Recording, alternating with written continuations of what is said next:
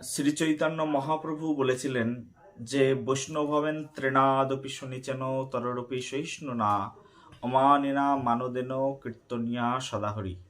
বৈষ্ণবের সবচেয়ে বড় কোয়ালিটি যেটি শ্রী চৈতন্য মহাপ্রভু বলতে গিয়ে বলছেন, বৈষ্ণব ত্রিনাদপি শুনিচেন তররূপী সহিষ্ণু না। এই বৈষ্ণব ইজম, এই যে দন্যতার ভাব, এটি আমরা কোথায় গেলে পাই?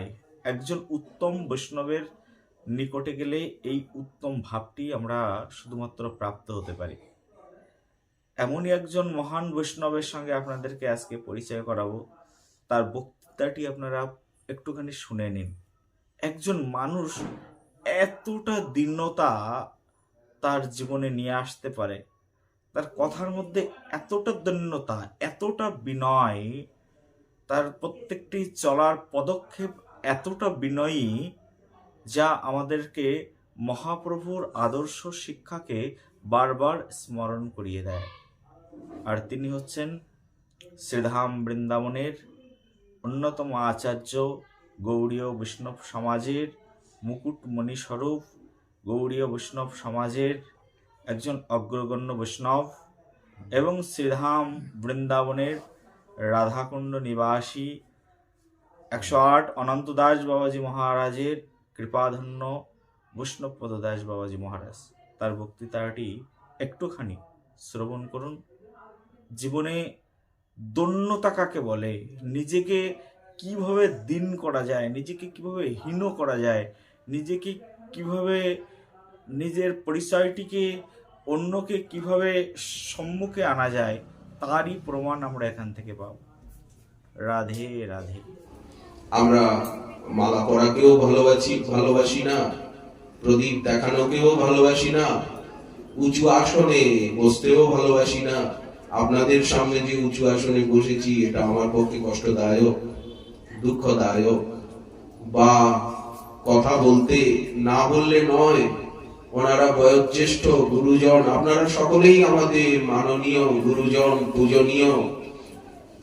এই জন্য দুটো কথা ওনারা বলতে বললেন, ওনাদের আদেশে, ওনাদের সৌজন্যে, ওনাদের ভদ্রতায় আমরা বিমুগ্ধ। এরকম পরিবেশ বাংলায় হবে, এটা তো স্বাভাবিক। আমরা দূর দেশবাসী, আমরা দূরাগত, আমরা পথচারী, আমরা পরিচয়হীন, আমরা অপান্তেয়, কিন্তু আপনাদের ভিতরে এসে আপনাদের মহানতা, আপনারা এখন পরীক্ষা চলছে চারিদিকে, তথাপি আপনারা জোরে মাইক বাজাচ্ছেন।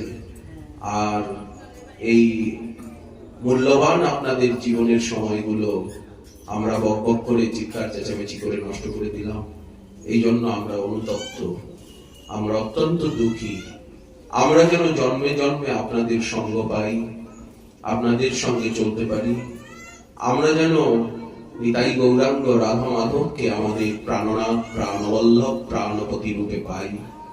এই দয়া, এই কৃপা আমাদের যেন হরিনামে রুচি হয়, সদাচারে, সংকীর্তনে, আমাদের বিনম্রতায়, আমাদের শাস্ত্রানুশীলনে যাতে সুবুদ্ধির উদয় হয়, এই প্রার্থনাই শ্রী নিতাই গৌরাঙ্গ সুন্দর এবং রাধা মাধব শ্রী গুরু বৈষ্ণবের চরণে রেখে সবার প্রতি আন্তরিক শ্রদ্ধা, ভক্তি, বিনম্রতা নিবেদন পূর্বক আমার অপটু, অশুদ্ধ এবং অশৃঙ্খলিত, কঠোর, কঠিন বাণী এইখানেই বিশ্রাম দিচ্ছি।